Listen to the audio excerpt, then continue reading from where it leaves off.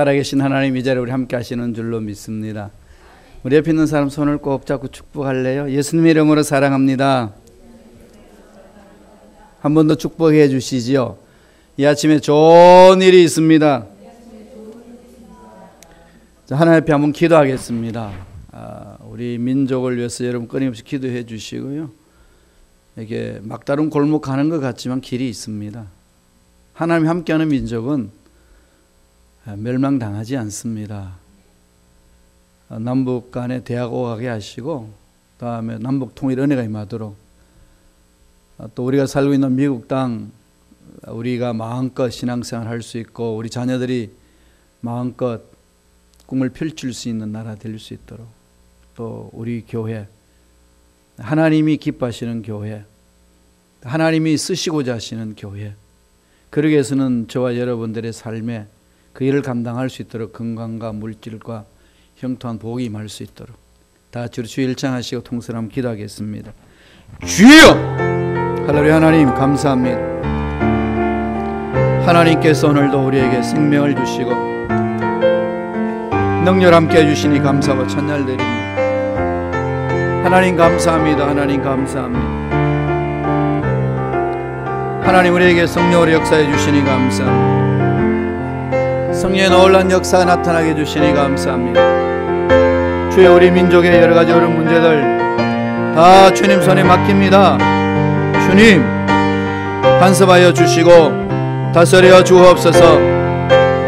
아무리 힘들고 어려워도 하나님 함께하는 그곳에는, 하나님이 만지시는 그곳에는 어려운 문제들이 풀려지고 답이 없는 그곳에 답이 있고 해결되는 역사 일어날 줄로 믿습니다. 하나님만을 신뢰합니다. 하나님 응답이 될 때까지 끝까지 갑니다. 주여, 지치지 않게 하여 주시고 쓰러지지 않게 하여 주시고 뒤로 넘어져서 낙심하지 않게 하여 주시고 일어서서 달려갈 수 있도록 도와주옵소서. 우리 민족 어루만져 주옵소서. 남북 통일 은혜가 임하게 도와주옵소서. 하나님, 미국 땅도 새로워지기를 원합니다. 우리가 살고 있는 이 땅이 하나님이 기뻐하시는 땅으로 바뀌기를 원합니다. 주여, 이 땅을 고치는데 우리들을 사용하여 주옵소서. 주여, 우리들을 사용하여 주옵소서. 주여, 우리를 사용하여 주옵소서. 성령의 놀라운 역사가 나타나게 하여 주옵소서. 하나님 감사합니다. 하나님 감사와 찬양을 드립니다. 하나님 도와주시니 감사합니다. 주여, 역사하여 주옵시고 오늘 예배 중에 임재하여 주시고 하나님 만나는 시간 되게 하여 주옵소서.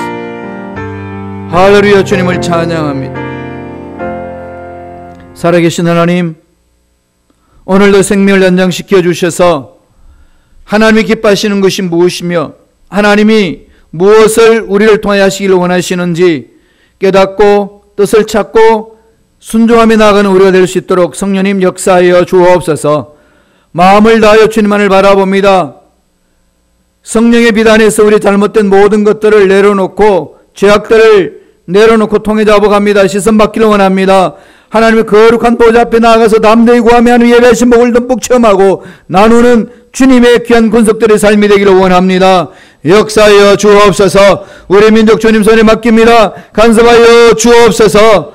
믿는 자들이 일어서서 부르짖게 하게 하시고 하나님의 눈으로 민족을 바라보게 하시고 하나님의 눈으로 자신들의 앞길을 바라볼 수 있도록 영안을 밝혀주시고 인도하여 주옵소서. 이 미국 땅 주님 손에 맡깁니다. 간섭하여 주옵시고 하나님이 기뻐하시는 땅으로 고침받을 수 있도록 우리들을 사용하여 주옵소서. 쓰임받는 우리가 되기를 원합니다. 건강부터 알아주시고 물질의 복이 임하게 하시고 앞날이 열려지는 역사를 하게 도와주시며 가정의 행복 있게 하여주시고 자녀들 앞날이 하나님 뜻 안에서 열려지는 놀라운 역사가 나타날 수 있도록 축복하여 주옵소서. 성령 놀라운 기름 부심이 시간이 임하기를 원합니다. 주일학교에서부터 우리 당에 이르기까지 온전히 성령님 주관하여 주시고 성령의 기름 부심 안에 잠길 수 있도록, 그래야 주님 음성에 순종하며 나아갈 수 있도록 성령이여 역사하여 주옵소서. 감사하고 예수님의 이름으로 기도드리옵나이다. 아멘. 함께 봉독했던 말씀 중심으로 아브라함의 믿음을 가졌느냐, 아브라함이 믿음을 가졌느냐라는 제목으로 은혜 말씀을 나누겠습니다. 엄마들이 자기 자녀들에게 꼭 읽어야 될 책들을 추천해 줄 때 어떤 책을 여러분 추천해 주시나요? 대부분 목록 속에는 위인전이 있죠. 위인전이 다 들어 있습니다. 세종대왕, 이순신, 아브라함 링컨 뭐 이런 분들 쭉 나열합니다. 자녀들 읽든 안 읽든지 간에 그걸 추천을 하죠. 이유가 뭐 때문에 추천을 하시나요? 그렇게 좀 훌륭한 자녀가 되었으면 좋겠다. 미래는 어떨는지 모르지만은 그런 바람 때문에 그런 것을 책을 추천하지 않나요? 그리고 지금 서점에 가면은요, 이 가장 눈에 잘 보이는 곳에 진열되어 있는 책, 가장 잘 팔리는 책이 진열되어 있는 책들은 어떤 책인지 아시나요? 성공한 사람들의 자서전이죠. 특별히 젊은 사람들에게 인기가 있는 책들은 스티브 잡스라든지 빌 게이츠 이런 분들의 성공한 그 책들을 기록해 놓은 책들을 많이 찾곤 합니다. 위인전이나 자서전을 읽는 이유가 뭘까요? 무엇 때문에 위인전을 읽고 무엇 때문에 자서전을 읽을까요? 어떤 연구하는 단체에서 리서치를 한번 해봤대요. 해봤더니 그 이유가 그 사람의 성공이 부러워서, 또 하나는 그 사람이 성공하기까지 그 삶에 담겨 있는 게 뭘까 배우고 싶어서, 그리고 성공하기까지 수많은 실패도 많았을진데 다 극복하고 어떻게 일어났는지 그 과정을 살피면서 감동받고 자신도 삶에 한번 적용해 보려고 그렇게 책을 찾는다는 겁니다.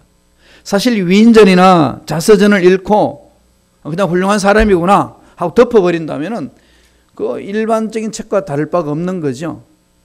독서의 올바른 방법이 아닙니다. 그냥 감동적이었다, 이거로 덮어버리면 무슨 의미가 있겠습니까? 뭔가 그 책 속에 들어있는 내용을 면밀히 조사하면서 나도 이렇게 한번 살아봤으면 좋겠다, 어떻게 하면 될까, 이러면서 자기의 동기부여를 받고 자기 삶을 고치겠다고 배우겠다고 하는 그런 자세가 있을 때 읽은 책에 대해서 올바르게 이해하고 독서하는 독서 방법이 올바른 것 아니겠습니까? 오늘 성경을 보면은 특별히 많은 사람들 이야기를 합니다. 창세부터 요한계시록까지 수많은 사람들 이야기를 하죠. 성공한 사람, 실패한 사람, 하나님께 쓰임받은 사람, 하나님께 쓰임받지 못한 사람 쭉 나열을 합니다. 그 중에 성공한 사람들, 하나님이 기뻐하시는 사람들, 아브라함이나 모세나 다윗이나 엘리야, 뭐 나열한다면 한이 없지 않습니까? 이런 사람들 쭉 나열합니다. 아무리 그런 사람을 많이 나열한다 할지라도 성경에서 우리가 마음판에 새게 될 분은 누군가요? 예수님이잖아요. 그죠? 예수님 한 분입니다. 성경의 핵심은 예수님이에요. 구약은 오실 예수님이고 신약은 오신 예수님에 대해서 한 문장으로 말한다면 예수님에 대해서 기록한 책이다 라고 이야기할 수 있습니다. 그럼 예수님만 잘 믿으면 되잖아요. 그런데 그럼에도 불구하고 예수님에 대해서만 설명하지 아니하고 수많은 사람들을 이렇게 이야기를 합니다. 왜 그럴까요? 하나님이 그런 사람을 통해서 우리에게 메시지를 주시는 게 있는 거죠. 그 중에서도 특별히 아브라함은 아주 자주 언급을 합니다. 구약에서도 이야기하고 신약에서도 이야기하고, 오늘 저와 여러분께 나눌 말씀의 핵심도 이 아브라함입니다. 아브라함 어떤 사람이죠? 너무 잘하는 사람이잖아요. 기적을 체험한 사람입니다. 믿음의 조상이 되었습니다. 그리고 안 될 일을 되게끔 만들었던 그 믿음의 소유자입니다. 이걸 들었어요. 이 성경 기록 읽었습니다. 듣고 읽은 것을 덮어버린다면 무슨 의미 있을까요? 아브라함은 아브라함의 믿음이고 내 믿음은 내 믿음이야, 이렇게 치부해버린다면 아브라함이 기적을 체험한 사건들 말씀을 통해서 듣고 결심했던 건 아무 의미가 없다는 얘기입니다.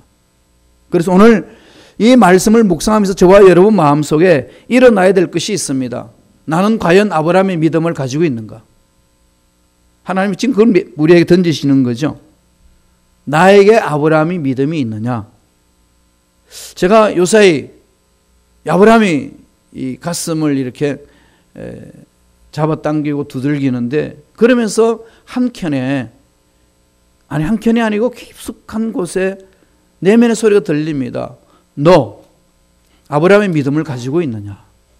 말로 하는 거 말고 설교하는 내용 말고 정말로 네가 아브라함의 믿음을 가지고 있느냐. 이 내면의 소리가 제 마음을 사로잡습니다.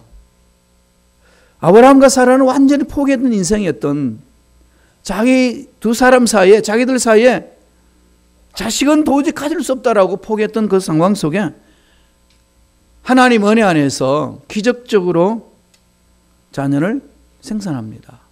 그 가정이 기적을 체험한 가정이 되었습니다.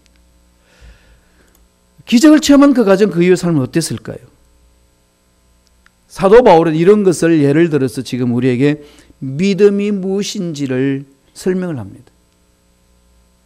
오늘 이 시간에 한번 마음속에 스스로 질문하고 결심이 있었으면 좋겠습니다. 나는 과연 아브라함이 가졌던 믿음 내가 가지고 있느냐? 아브라함의 믿음이 내 안에 있느냐라고 하는 생각하는 사람들에게는 오늘 세 가지를 통해서 메시지를 들려줍니다. 세 가지를 통해서 우리가 알 수 있으면 첫 번째는 어떤 것일까요? 하나님의 약속을 믿는 믿음입니다. 아브라함에게는 기적적인 믿음을 체험한 아브라함에게는 약속을 믿는 믿음이죠. 약속을 붙드는 인생입니다. 아브라함은 그랬을까요? 창세부터 요한계시록까지 전체적으로 하나님의 기적을 체험한 모든 사람들은 약속을 붙들고 갔습니다. 환경은 아니에요.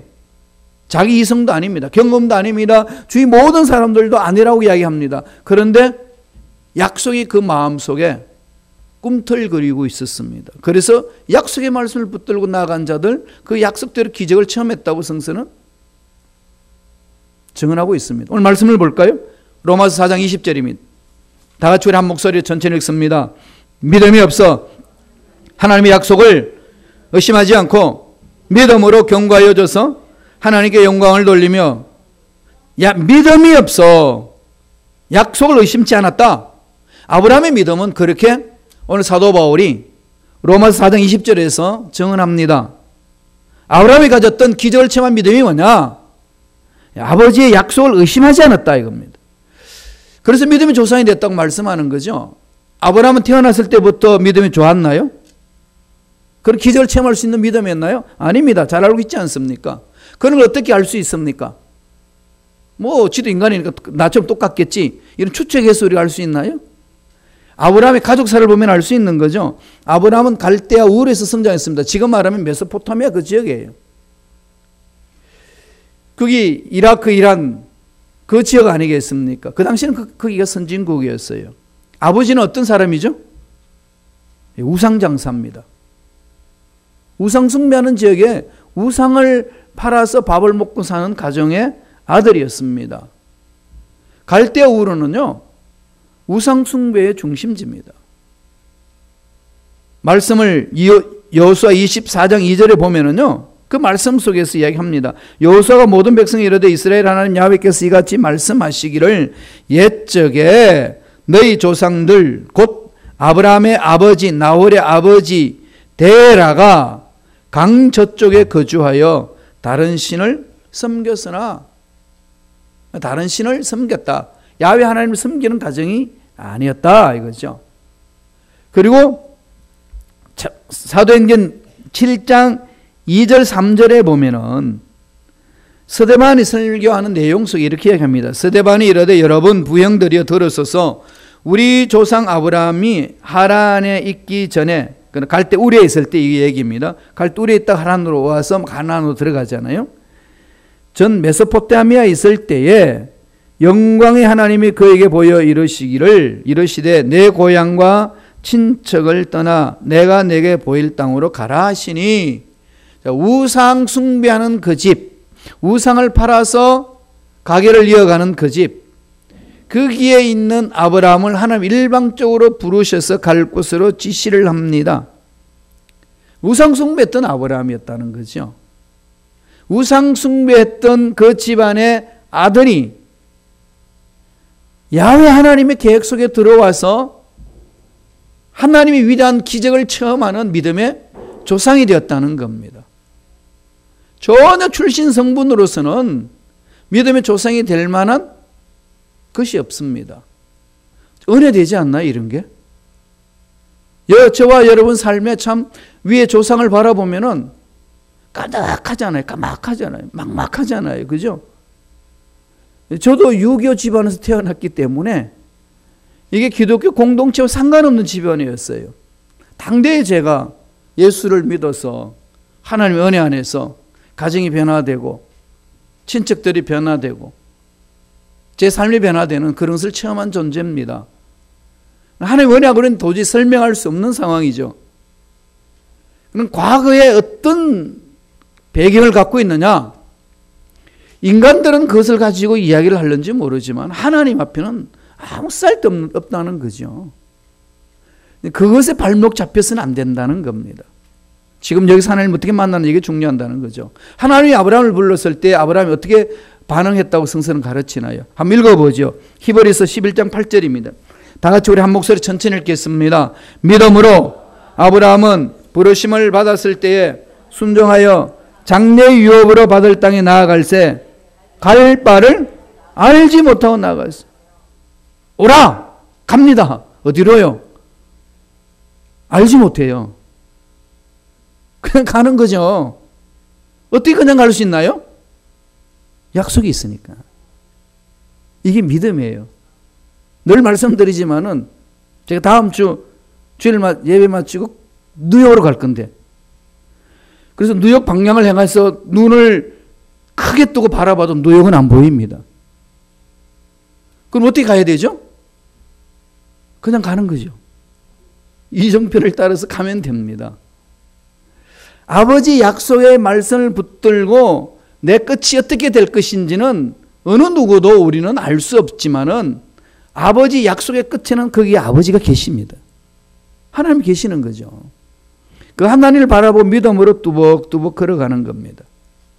오늘 아브라함을 통해서 우리 던지는 메시지는 아브라함이 어떻게 갔느냐? 약속의 말씀을 붙들고 갔더라. 이렇게 이야기를 합니다. 믿음의 사람은 어떤 신앙생활이죠? 늘 약속을 붙들고 간다는 거죠. 기도해도 약속의 말씀을 붙들고 나의 삶을 살아도 내 삶에 아버지 약속의 근거에서 내 삶을 돌아보는 겁니다. 자기의 가치 기준이나 자기의 방법으로 돌아보는 게 아니고 모든 것이 하나님의 눈으로 바라봐야 된다는 그 말씀입니다.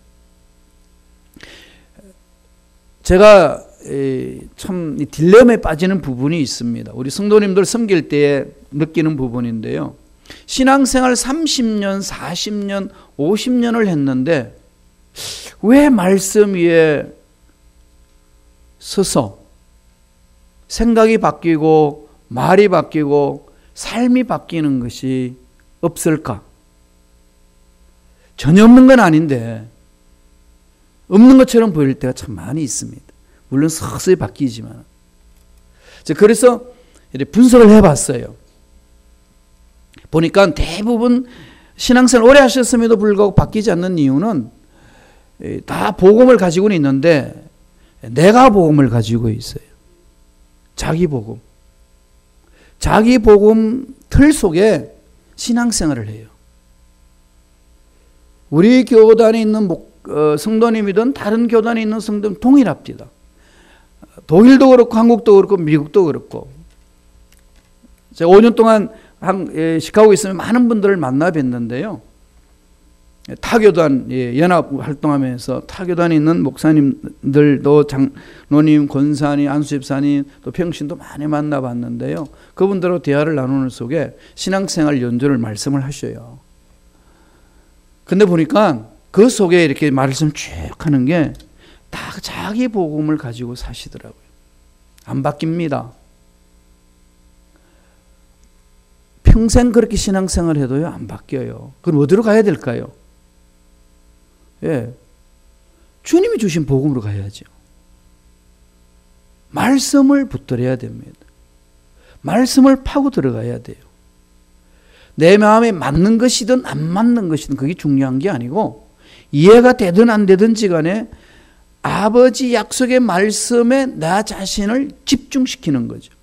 늘 말씀드리지만은 나의 가치관을, 나의 인생관을 내가 주관하는 것이 아니고 하나님이 주관하도록 맡기는 삶입니다.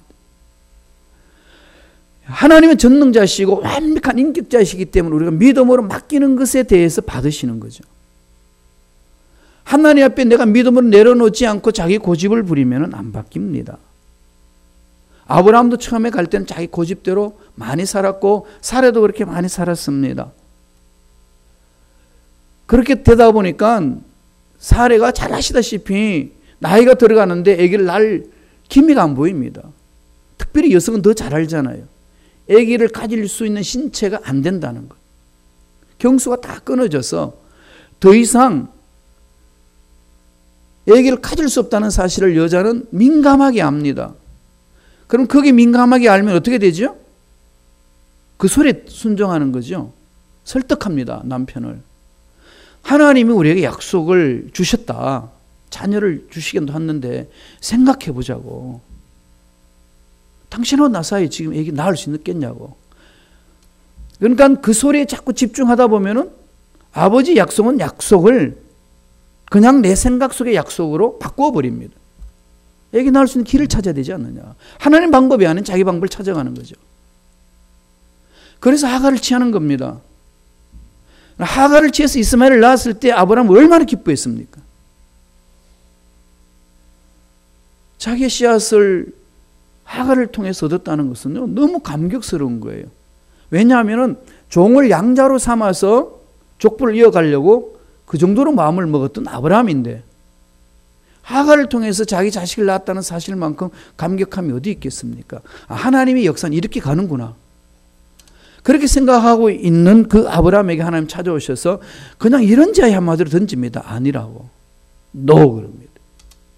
수많은 이야기를 저와 여러분 듣는데도 불구하고 자꾸 이런 부분에 내 자신의 삶에 적용을 안 한다는 겁니다. 뒤집어야 돼요. 어떻게? 약속의 말씀을 부여잡고 몸부림쳐야 됩니다. 하나님이 나에게 하신 그 말씀에 집중하지 않으면 안 바뀐다는 거예요. 하나님이 예비하신 기적을 체험할 수 없다는 겁니다.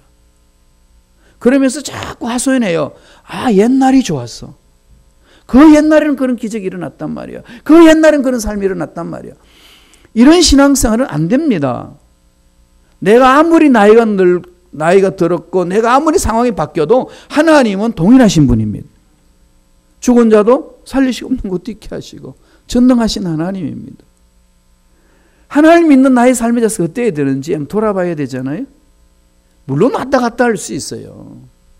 그러나 그 마음속에 그 아버지 약속의 말씀 잊어버려서는 안 된다는 거죠. 아브라함의 장점이 어디 있나요? 돌아서잖아요. 아니라고 그랬을 때에 그것을 변명을 하면서 물고 늘어지지 않습니다. 아브라함은 그냥 돌았습니다. 다시금 약속을 붙잡고 가는 거죠. 저와 여러분에게도 하나님이 일을 이루기 위해서 하나님이 우리에게 뜻을 가르쳐 줍니다. 어떻게 가르쳐 주실까요? 사도 바울이 이렇게 이야기를 합니다. 빌립보서 2장 13절에 있어요. 읽어볼까요? 다 같이 우리 한 목소리 읽겠습니다. 너희 안에서 행하시는 이는 하나님이시니 자기의 기쁘신 뜻을 위하여 너에게 소원을 두고 행해 가시나니. 잘 하시는 말씀이잖아요. 하나님의 뜻을 우리 마음에 소원을 두고 기도하면서 말씀을 보여잡고 몸부림치면은요, 내 마음속에 불타는 소원이 일어납니다. 붙드세요. 환경이 아닙니다.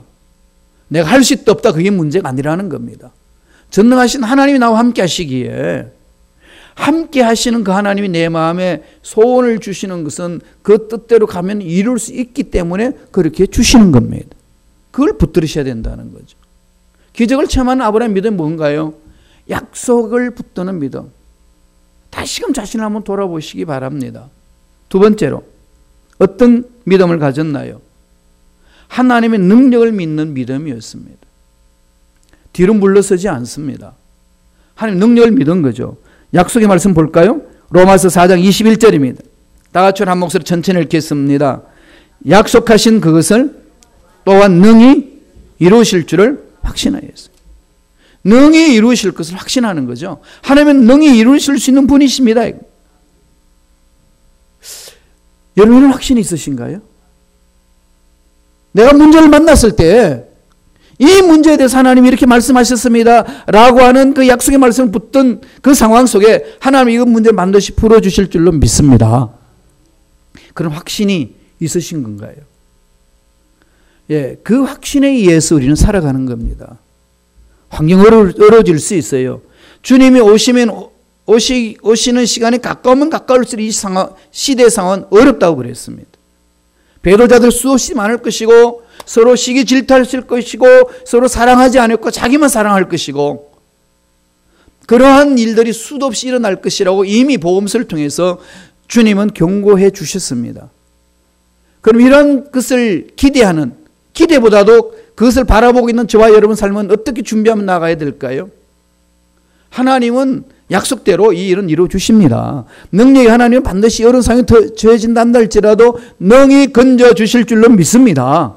확신을 갖는 거죠. 사도 바울이 그런 확신을 가질 수 있었던 것은 로마서 4장 17절에 바울이 그 확신을 내서 이야기하면서 아브라함은 이런 확신을 가졌다고 이야기를 합니다. 이런 믿음이 있다고 이야기를 하는 거죠. 4장 17절 볼까요? 로마서 4장 17절입니다. 다 같이 읽습니다.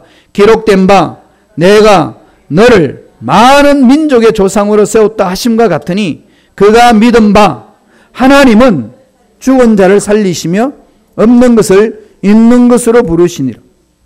25년 동안에 하나님과 동행하면서 하나님이 어떤 분인지를 배우기 시작한 거죠.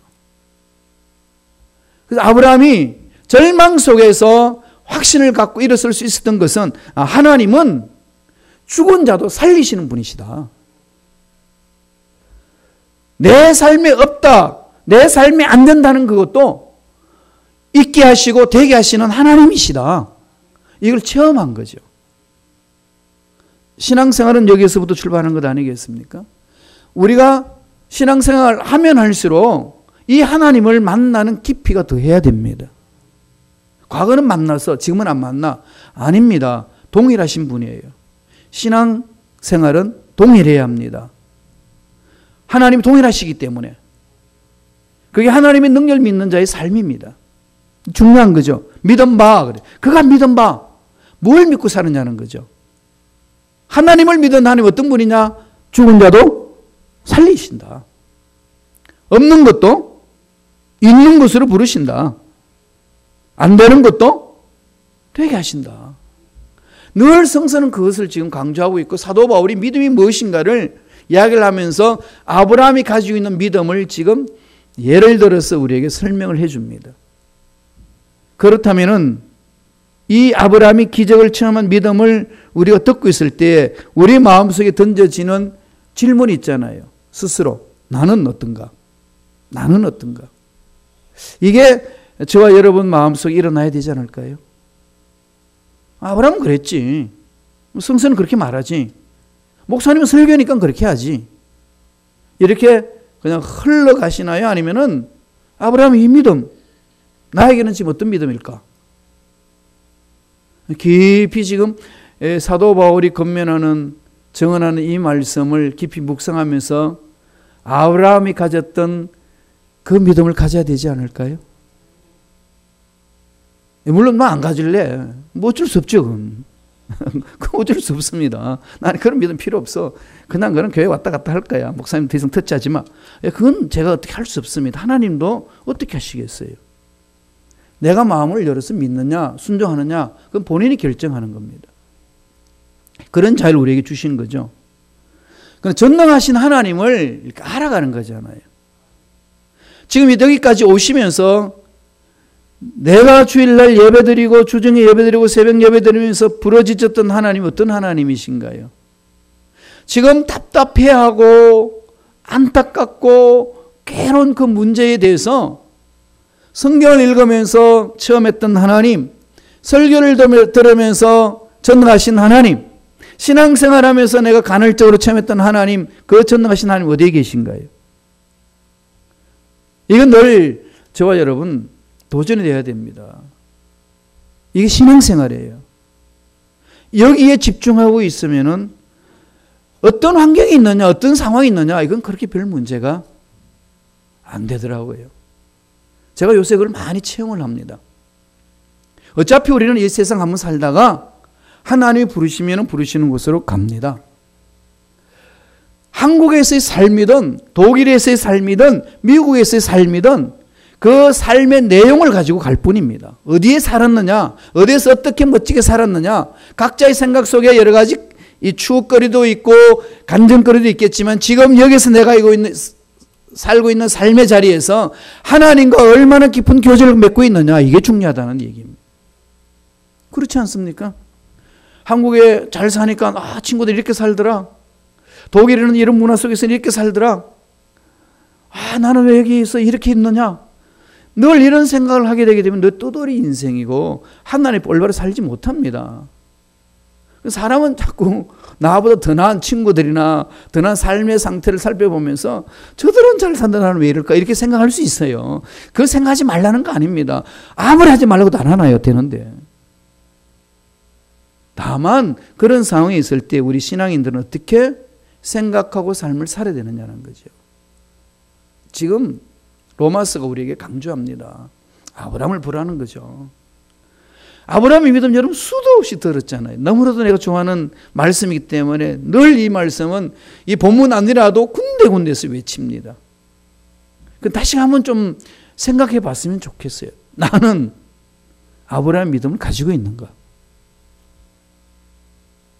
이건 깊이 생각해야 될 부분이죠. 로마서 4장 18절 한번 읽어보겠습니다. 다 같이 한 목소리 읽어볼까요? 아브라함이 말할 수 없는 중에 바르고 믿었으니 이는 내 후손이 이 같으리라 하신 말씀대로 많은 민족의 조상이 되게 하려 하십니다. 아브라함이 어떻게 바르고 믿었다는 거죠? 바랄 수 없는 중에 바르고 믿었다. 안 된다고 말하는 그 속에서 자기는 된다고 믿고 갔다는 겁니다. 환경이 안 된다고 그래요. 내 경험이 안 된다고 그럽니다. 내 이성이 안 된다고 그러는 거죠. 아니 주위에 있는 사람들이 이야기하면 안 된다고, 야 삼척 동자로 생각해도 그건 안 되는 일이야 라고 말하는 그 상황 속에서 아브라함 뭐라고 이야기하죠? 된다. 하나님이 된다고 하셨기 때문에 된다. 그렇게 믿고 가는 거죠. 이게 우리 신앙생활의 본질이 되어야 됩니다. 이게 내 것이 안 되면은 문제 앞에서 늘 뒤로 물러설 수밖에 없고 도망가고 싶고 피해버리고 싶고 상대도 안 하고 싶은 그런 마음으로 소극적으로 그냥 주저앉게 되는 그런 일들을 체험하게 됩니다. 그건 신앙 아닙니다. 교회 나올 수는 있는지 모르지만 신앙생활 하는 거 아니에요. 직분 받을 수 있을는지는 몰라도 하나님이 기뻐하시는 신앙 아닙니다. 기적 체험할 수 없는 거죠. 그래서 늘 저 스스로도 던지는 질문이에요. 너 목사 안수 받았지만 이 아브라함의 믿음이 네 마음속에 없다면은 무슨 믿음을 갖고 사느냐. 이게 늘 이제 저를 강타하는 거죠. 만나야 되는 거죠. 하나님 체험해야 됩니다. 문제 있으시잖아요. 답답한 일 있으시잖아요. 이번 기회에 이 아브라함이 가졌던 믿음 나도 갖고 체험하리라. 기적을 내가 맛보리라. 뒤로 물러서지 마시고 몸부림치시기 바랍니다. 마지막 세 번째로 어떤 믿음을 가졌나요? 예수의 부활을 믿는 믿음을 가졌습니다. 이미 아브라함에게도 부활의 믿음이 있었어요. 그리고 저와 여러분도 부활의 믿음을 갖는 거 아니겠어요? 부활의 믿음이 뭡니까? 죽은 자를 살리는 믿음이잖아요. 안 되는 것을 되게 하는 믿음이지 않습니까? 무엇 때문에 우리가 주저앉아야 되고 무엇 때문에 뒤로 물러서야 되고 무슨 말이 순종해야 되고 나아가야 될까요? 문제가 던지는 말에 순종할까요? 아니면 옆에 있는 사람이 핀잔 주는 말에 순종하고 내 마음 상처받고 주저앉아 버려야 될까요? 아니면은 하나님 다시 일어나 어인을 7번 넘어져도 8번 일어나는 거야. 그 말씀 듣고 순종하고 일어서야 될까요? 이미 답은 정해져 있는데 우리는 순종을 말씀에 순종하지 아니하고 환경이나 다른 사람들 말에 순종함으로 상처받고 주저앉는 일들이 비일비재하게 일어납니다. 여기서 결심해야 되죠. 어떻게? 아브라함이 가졌던 믿음 나도 갖고 살리라. 이렇게 되면은요, 다른 사람이 나에게 상처 줘도요, 그 상처가 공짜로 줘도 안 받습니다. 그죠? 그 상처는 공짜로 준다고 받지 마세요, 그냥. 이걸 이렇게 튕겨낼 수 있는 힘이 있어야 돼요. 내공이 있어야 돼요. 이걸 길러야 됩니다. 마귀는 내공을 길리지 못하도록요, 속을 자꾸 이렇게 상하게 만들어요. 약하게 만듭니다. 신앙의 성숙이라는 게 뭐겠어요? 내공이 강해지는 거잖아요. 아버지 약속하셨어. 아버지 약속하신 대로 이루시는 분이야. 능력 있은 분이고 그렇게 되는 거예요. 그분은 죽은 곳에서 살아나신 분이야. 늘 이것을 가지고 가는 거야. 내 인생 주인은 하나님이야. 나는 이미 십자가에 죽은 거야. 자꾸 이러면서 자기 삶의 이 자신을 보듬어 안고 내공을 키우셔야 돼요. 내가 내 속 사람을 강하게 만들지 아니하면은 마귀가 쏘는 화살에 맞을 수밖에 없고, 가장 가까운 사람들 말 한마디에 화살이 돼가지고 가슴을 파고들고 상처가 되고 이를 갈게 되고 원수처럼 생각하게 되는 일들이 신앙생활 중에 비일비재하게 일어난다는 사실입니다. 경험해 보셔서 아시잖아요. 목사의 한마디에 성도님들은 상처받을 수 있고, 성도님들 한마디에 목사가 상처받을 수 있고, 그건 누구한테나 열려져 있습니다. 그래서 거기서 이겨낼 수 있는 길은 딱 하나. 내가 강하면 상처 안 받습니다. 내가 건강하면 상처 안 받아요. 그러죠? 내가 몸이 건강하면요, 이렇게 웬만큼 쥐어받고 뭐 쓰다듬은 것도 전혀 아픔을 느끼지 못합니다. 그럼 내 마음에 상처가 있어서 약간만 타치해도 어떻게 합니까? 얼마나 아픕니까? 쓰다듬는 것 자체도 몸이 아파요. 약하기 때문에. 우리의 신앙생활은 날마다 아버지 말씀을 부여잡고 아버지 약속의 말씀이 이루어지는 것이고 죽은 자도 살리시는 분이시라는 이 부활의 신앙을 갖고 사셔야 돼요. 말씀을 한번 볼까요? 한 번 더. 로마서 4장 17절입니다. 다 같이 우리 한 목소리 천천히 읽겠습니다. 기록된 바 내가 너를 많은 민족의 조상으로 세웠다 하신가 같으니 그가 믿은 바 하나님은 죽은 자를 살리시며 없는 것을 있는 것으로 부르신 이시니라. 죽은 자를 살리신다는 거, 그죠? 죽은 자를 살리시는 거, 부활신앙이죠. 죽은 자를 살리시는 거, 안 되는 걸 되게 하시는 거, 없는 걸 있게 하시는 하나님. 이걸 잊어버려서는 안 된다는 거죠. 아브라함에게 치명적인 사건, 이스마엘 사건이잖아요. 이스마엘을 하갈을 통해서 자식을 얻습니다. 그건 치명적인 거죠. 이건 두고 저와 여러분 가슴판에 새겨야 될 부분입니다. 그냥 열매 얻는 것 하나님 기뻐하시지 않는다는 거죠. 그냥 내가 일을 해서 일의 성취 자체가 하나님이 기쁘신 일이 아니라는 겁니다. 그런 일이 많다는 거예요. 그럼 어떻게 가야 되나요? 늘 아버지 약속을 붙잡고 하나님이 기뻐하시는 일에 온몸을 집중해야 된다는 거죠. 어떻게 그것을 알 수 있다고 그랬나요? 우리 마음에 소원을 두신다고 그랬습니다. 기도하면 불타는 소원이 일어납니다. 마음에 편안하게 찾아오는 게 있습니다. 그렇게 나아가면서 하나님 기뻐하시는 나아가는 거죠. 그리고 늘 마음판에 새깁니다. 하나님은 죽은 자도 살리신다. 주님도 십자가에서 죽었다가 살아나셨다. 이게 가슴판에 새겨져야 된다는 거죠. 오늘 사도 바울이 로마서 4장 25절에 이렇게 우리에게 부활신앙에 대해서 설명을 합니다. 다 같이 천천히 묵상하면서 읽겠습니다. 예수는 우리가 범죄한 것 때문에 내 주님이 되고 또한 우리를 의롭다 하시기를 위하여 살아나셨는데, 살려주셨다는 거죠. 본인이 살아나셨을 뿐만 아니라 우리 살려주셨습니다. 그래서 교회 공동체는요, 부활하신 예수로 인하여서 살아나는 겁니다. 교회 공동체는 율법을 가지고 사람을 정죄하는 곳이 아니고, 교회 공동체는 예수의 부활로 인하여서 살아나는 겁니다. 살려주는 곳이에요. 서로 살려주는 겁니다. 그래서 그냥 사람 만날 때마다 살려주는 거죠. 꼴 보기 싫은 사람도 이렇게 참 보고 싶은 사람이라고 입가에 미술을 먹으면서 환대해 보십시오.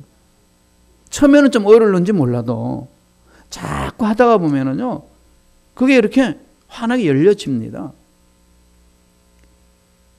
그게 우리 신앙생활에 필요한 아주 기본적인 요소 아니겠습니까? 그럼 교회 오면은 뭔가 막 살아나요.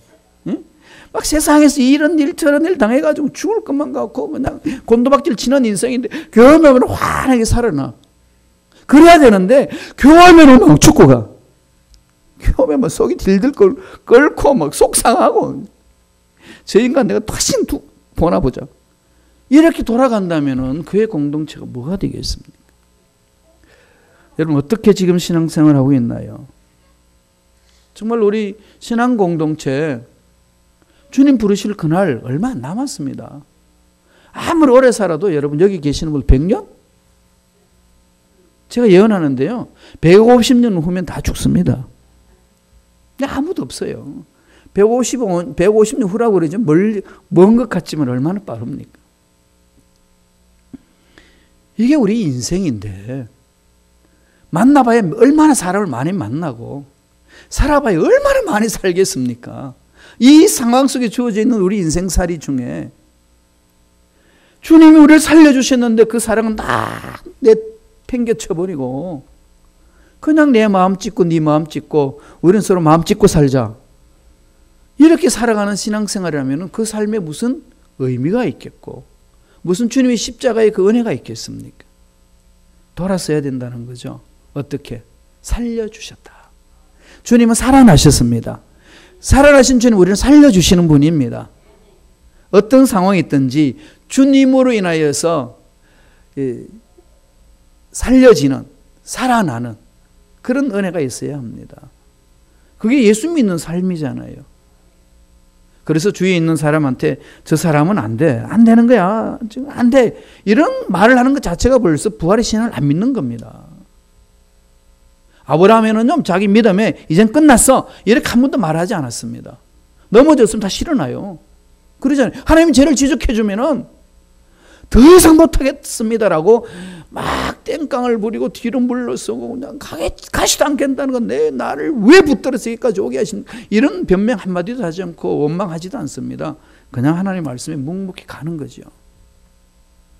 이게 아브라함을 통해서 우리가 배울 수 있는 신앙 아니겠습니까? 어떻게 그럴 수 있었나요? 부활 신앙이 있으니까 가면서 하나님을 만나는 거죠. 지금 저와 여러분 신앙생활 지금 여기 계시는 분들 신앙생활 중에 보통 10년은 넘으시잖아요. 옛말에도 10년 강산에 한 번 변하고 10년 동안 어떤 일에 집중하면 전문가가 된다는 그 시간입니다. 그렇게 예수를 만나왔는데 아브라함이 기적을 처음 했던 이 말씀을 통해서 듣기만 했지 내 삶 속에 이것을 적용시키지 못한다면 내 신앙은 어디에 있느냐는 겁니다. 언제 우리가 이런 기적을 맛보며 어떻게 주님 오심을 기다리며 살 수 있느냐는 겁니다. 지금 여기에서부터 끝났다고 생각하는 그 순간부터 안 된다고 하는 그 상황 속에서부터 절망으로 느끼는 그 상황 속에부터 내가 연약해서 도저히 할 수 없다는 거기서부터 이 전지전능하심을 믿고 기적을 체험한 아브라함 믿음을 가지셔서 승리해야 될 줄로 믿습니다. 정말 우리 신앙생활에 본받아야 될 신앙생활입니다. 세 가지로 던지는 거죠. 아브라함이 기적을 체험했던 믿음, 약속의 믿음, 그죠? 하나님의 약속을 붙들고 하는 거, 하나님의 능력을 믿고 확신하는 거, 부활 신앙을 믿고 가는 겁니다. 주님 오실 때까지 이 믿음 뺏기지 마시고 이 믿음 지키셔서 아브라함이 체험한 기적, 나의 기적이 되리라 믿습니다. 고백하며 사실 간절히 축원드립니다. 기도하겠습니다. 하나님 아버지 감사합니다. 하나님께서 오늘 우리를 살려주셔서 말씀을 듣게 해주시고 말씀을 통해서 결심결단할 수 있도록 축복해 주신 은혜에 감사와 찬양을 드리옵나이다.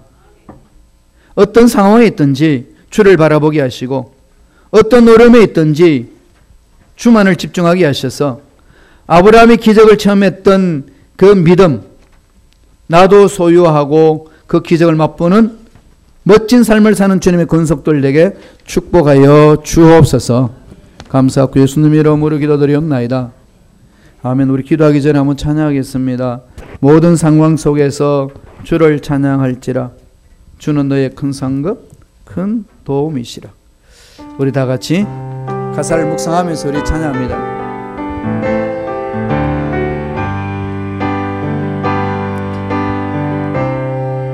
모든 상황 속에서 주를 찬양할지라 주를 찬양할지라 주는 너의 큰 상급 주는 너의 큰 상급 큰 도움이시라 큰 도움이시라 주의 얼굴 구할 때 주의 얼굴 구할 때 주의 영을 부으사 주의 영을 부으사 크신 사랑 안에서 크신 사랑 안에서 주를 보게 하소서. 주를 보게 하소서. 내 영혼이 확정되고 확정되었사오니 내 영혼이 확정되고 확정되었사오니 믿음의 눈으로 주를 바라봅니다. 내 영혼이 확정되고 확정되었사오니 믿음의 눈으로 주를 바라봅니다. 내 영혼이 확정되고 확정되었사오니 믿음의 눈으로 주를 바라봅니다. 내 영혼이 확정되고 확정되었사오니 믿음의 눈으로 주를 바라봅니다. 내 영혼이 확정되고 확정되었사오니 내 영혼이 확정되고 확정되었사오니 믿음의 눈으로 주를 바라봅니다. 내 영혼이 확정되고 확정되었사오니 믿음의 눈으로 주를 바라봅니다. 외칩니다. 내 영혼이 확정되고 확정되었사오니 믿음의 눈으로 주를 바라봅니다. 내 영혼이 확정되고 확정되었사오니 믿음의 눈으로 주를 바라봅니다.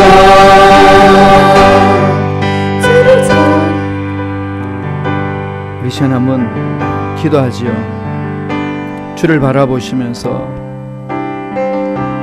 내 영혼이 확정되고 확정되었습니다. 약속의 말씀 붙들고 갑니다. 하나님 능력을 믿습니다. 죽은 자도 살리신 그 부활의 능력을 믿습니다. 주여 우리 심령을 사로잡아 달라고, 흔들리지 않게 해달라고, 강한 자로 설 수 있도록 인도해 달라고, 기적을 맛보는 우리 신앙인이 될 수 있도록 성령님 역사해 달라고. 다 같이 우리 주여 삼창하시고 통성으로 기도합니다. 주여!